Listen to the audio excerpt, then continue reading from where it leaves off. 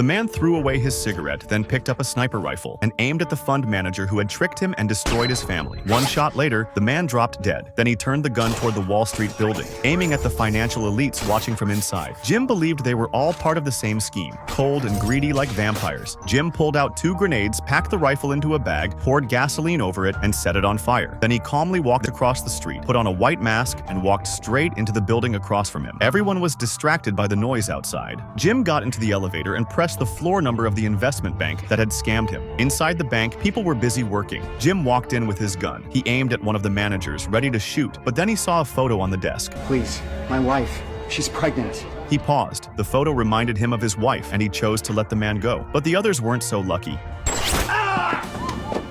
Get back to your wife and be thankful, you prick.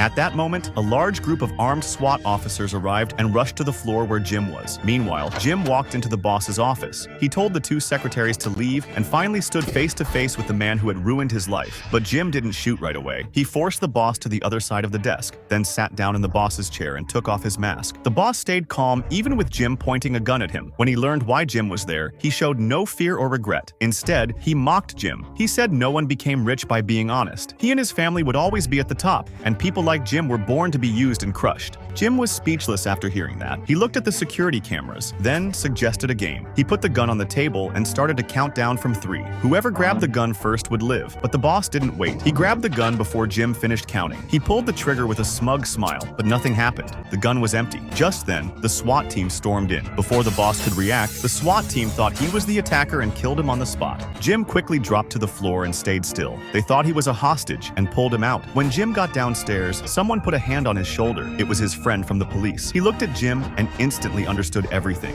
But instead of asking questions, he gave Jim a firm look and walked him out.